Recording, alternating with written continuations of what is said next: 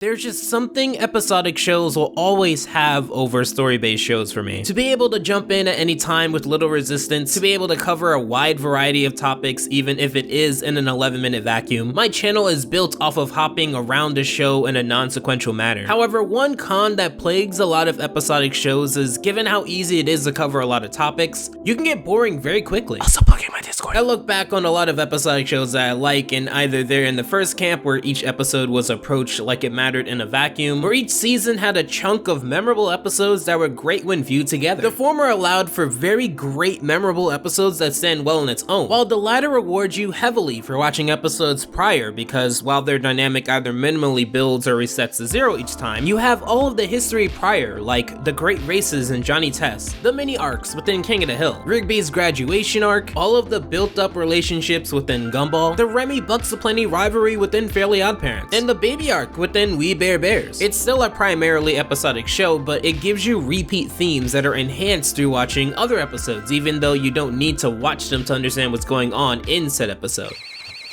I can't walk any further! Go without me. My dirt is my home now. In fact, you don't really need to watch We Baby Bear sequentially to understand what's going on, as it goes in the former camp actually. It revolves pretty much around what the arc in We Bear Bears was about, finding the bears a home. I'm tired of this lifestyle leading to nowhere. I wish we had a place of our own.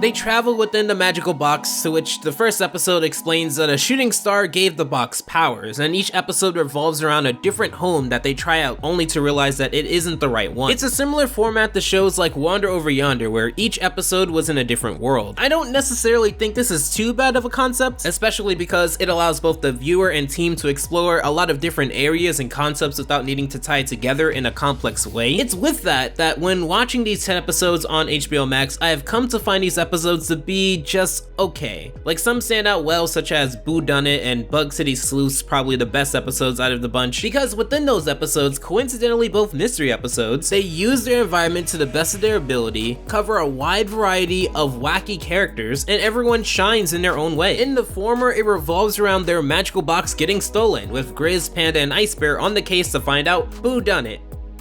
I'm sorry, I had to make the pun somehow. There's a lot of wacky characters. The culprit is actually interesting. There's a big fight scene that hints an item that would go on to be used in said fight. And these episodes work the best because it's like those baseball launchers. It's like hit after hit after hit, joke after joke after joke. It's comedic all the way through, in the way that I enjoy other shows like Gumball and very early SpongeBob. However, I think it works worse when it has to deal with the opposite. Very little variety of characters, very small areas, and not a variety in its jokes, leaning heavily on the bears.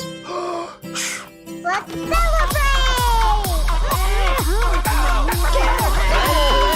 And given that we're talking about babies here, oftentimes they're not written to be very deep, even if we are talking about fictional talking bears. So this may limit where they can go. However, there is a simple solution to that. Just have the characters around them be interesting. That's why I enjoyed Baby Bear Genius, an Ice Bear centric episode. What makes it great is that it spends the first half of the episode building up this prestigious academy filled with extremely young geniuses where you have to have a certain kind of brain to get in, which Ice Bear gets in because Ice Bear. Ice Bear is done. You did it! You figured out the equation for creating spontaneous wormholes! Then the latter half builds up the antagonist, who also happens to be the class president, Francis.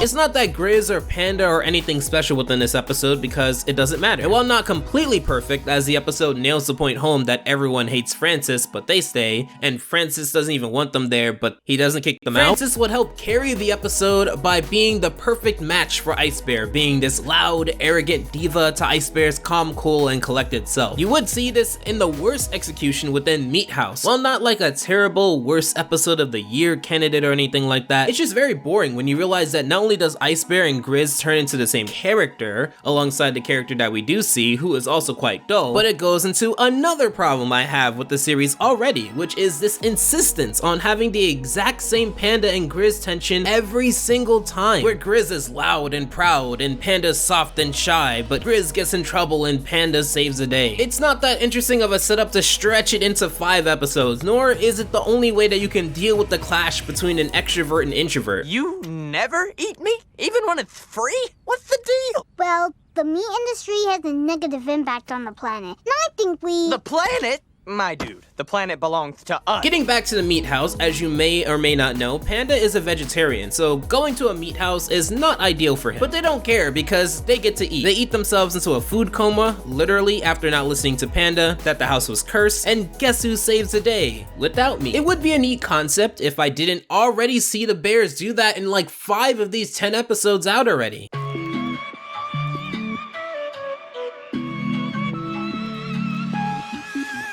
Speaking of babies, I know that this isn't Cartoon Network's first step into babification recently, with Total Dramarama being a source of contention for some people because of that aspect. I've always remained indifferent towards it because there's really nothing stopping a good show that revolves around really young kids or babies, even if those young kids or babies are based off of characters that are older. A great example of baby characters that just so happen to be in a great show is Rugrats. And granted, we're jumping to the 90s for that example, but it demonstrates my point well still. A lot of people enjoy the Rugrats because of the strong characters of the core babies, Tommy, Chucky, Phil, Lil, Susie, and while not a baby, Angelica. When watching We Baby Bears, I believe that each core character is well defined. Grizz is still the impulsive, outgoing, charismatic de facto leader. Panda is the bashful, smartphone loving, hopeless romantic. Ice Bear is still the wild card of few words. While it isn't necessarily the greatest plus considering all these characters were already strongly built in We Bare Bears, so a lot of the praise kind of goes to them by proxy, they didn't mess things up, which a lot of people kind of have that problem with spin-offs. The problem comes in when we have 10 episodes of You on HBO Max and they're already going back to the well. And look, I love shy characters. I think Chucky, both in the original and reboot, is a fantastic example of an anxious character. But you could do more with shy characters than having them stammer and stutter their way into having the brave moment and saving the day. I don't think we can live underwater. I'd miss being able to breathe. Come on, there must be some way we can live underwater with Farah.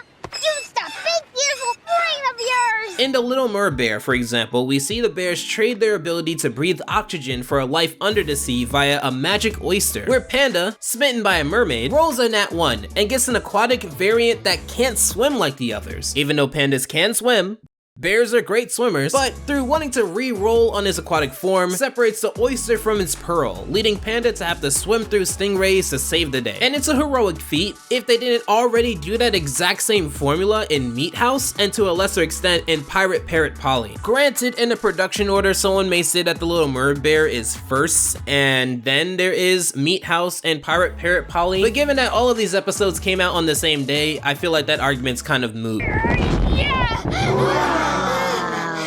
Wait a minute.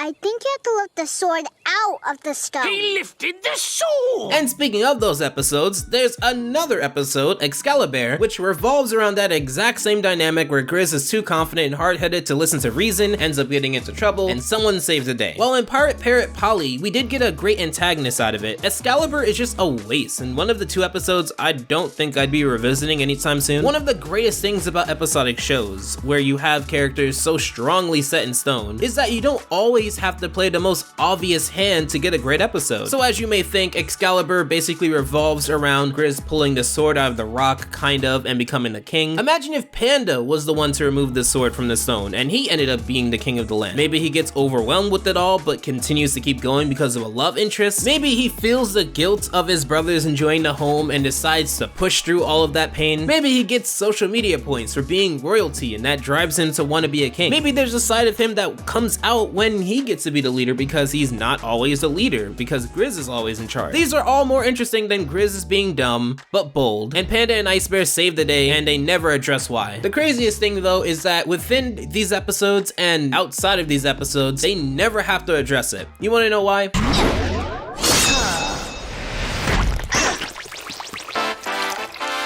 More juice, my good sir.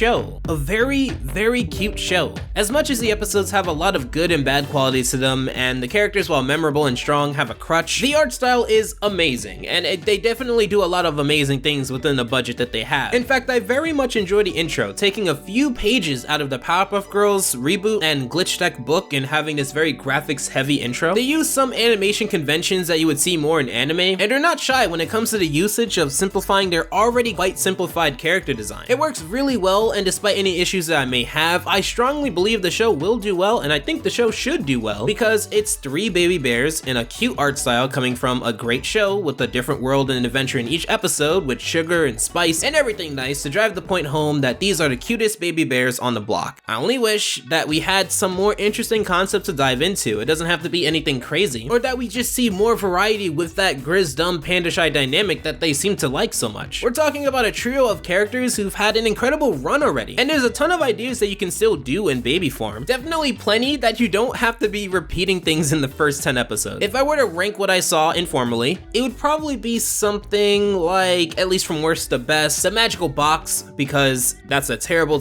start to what was a decent to good show. EXCALIBEAR, which was honestly just a boring episode that had the Grizz dumb panda shy crutch. Meat House, the same as before, but at least we get a little bit of a panda origin flashback. Bears in the Beanstalk, honestly a boring episode that was very paint by numbers. Modern-ish Stone Family, also kind of boring, but at least it had a different dynamic that we don't often get. Pirate Parrot Polly, only saved by the antagonist, but is probably the best Grizz dumb panda shy episode so far. The Little MER-BEAR, pretty good, probably the best panda episode in this show so far. BOO-DUNNIT, a fun episode that gives a lot of things to laugh at or with. Baby Bear Genius, the only Ice Bear main episode and happens to be one of the best ones so far. And my favorite, I think the best episode of the bunch, Bug City Sleuths. Come on, let's do what we do best. Get into trouble until we either get thrown out or have to leave.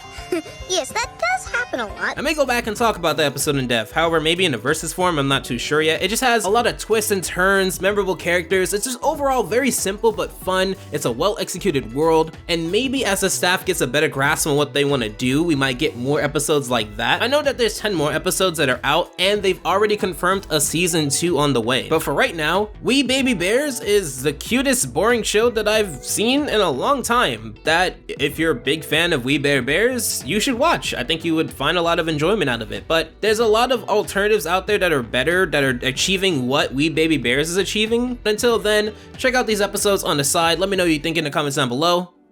Take care. Alpha out.